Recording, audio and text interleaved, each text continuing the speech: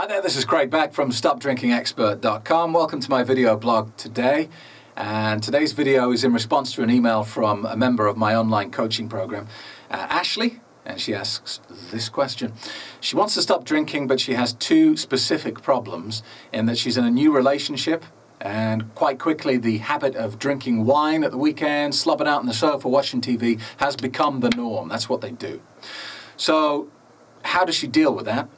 How does she bring up the subject, or maybe she doesn't, but how does she stop the wine habit without making a big deal of it in front of this new man in her life?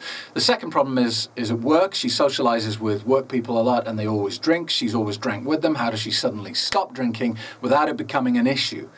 And as always, with the way I deal with drinking, this is about knowledge. This is about knowledge is power, okay? Information is power. And you've got to understand what's going on here.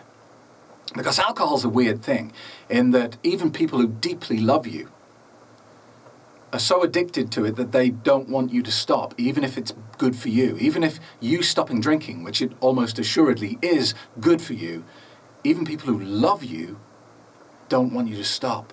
That's how firmly the hooks of alcohol are in society. Now, they're probably not consciously thinking this, but it's subconsciously, it's there. And the reason for that is that everyone intrinsically knows at a deep level that alcohol is poison. We kind of know. We just turn a blind eye to it. We try and pretend it isn't. And we know it's not good for us, but we don't like to be reminded of it. But because it's our, it's our little pleasure, isn't it? So when you stop drinking in an environment where other people are drinking, you cause them psychological pain. And that pain comes from you raising your standards and highlighting their lower standards. Excuse me. So now they have two options. They can raise their standards and come up with you and say, yeah, that's a good idea. I'm going to stop drinking too. Fantastic. Everyone's better off. But that hurts them too because they still feel like alcohol's a benefit. They feel like they're being deprived of something. So instead of raising their standards, they'd rather you come down to their previous lower standards. That's much easier and much more comfortable for them. Now, all of this is possibly subconscious. They're not consciously thinking, right, Ashley, I'm going to try and derail you on this mission. I'm going to try and make you fail. But subconsciously, they're being motivated to encourage you to keep drinking. So they're going to throw things at you like, don't be boring, chill out, you only live once, come on, life's little pleasures, da-da-da, da-da-da, da-da-da. And they're going to throw these at you repeatedly. The reason knowledge is power is because you know why they're saying it. They're not saying it to you because it's true. They're saying it to motivate you to lower your standards. All right? So you've got to always remember that. They're not being your friend at this point. They're not being your loved one. They're being manipulated to do what they're doing by the drug. All right? So please keep that in mind because that knowledge is very powerful and you can see what's happening. Now, with work colleagues, I would say don't even talk about it. You don't need to explain why you're doing the right thing. If they ask you, do you want a drink? You say, I'll have an orange juice. If they say why, just say because I want one.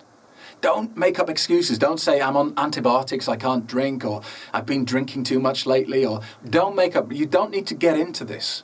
You don't need a reason not to drink. All right? You just say, because I want one. I just fancy an orange juice. If they keep going and keep saying, go on, have a wine, just say, no, thanks, I don't want one. Change the subject. Talk about something else. It'll confuse them, but just don't go down that track. Don't give them the opportunity to sell alcohol to you. All right? Now, with your relationship at home, slightly different in that you're trying to change something that's kind of become the norm in a very social environment.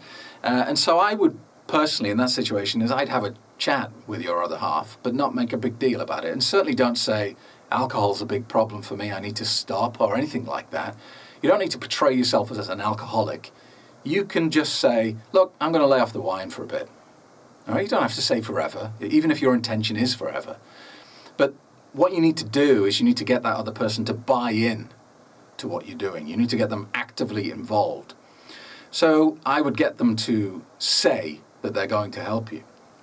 So you might say, Listen, we've been drinking a lot of wine at the weekends. I've got a load of meetings coming up. I need to be sharp for them. I'm going to lay off the wine. I don't mind if you drink, but please, will you help me just avoid it for a bit? And you want to get them to say, yeah, I'll help you with that. You want them to buy in, because what you don't want them to do is to be pouring you a glass of wine and putting it in your hand because they subconsciously want you to drink. So get them to actively buy into what you're doing. I'm just going to lay off the wine for a bit. Can you help me with that? Yeah. Okay, so I hope that helps. Remember, knowledge is power. Keep it in your mind why they're doing what they're doing. Thank you for watching. If you have any specific questions about stopping drinking or controlling the amount you're drinking, get in touch with me via www.stopdrinkingexpert.com.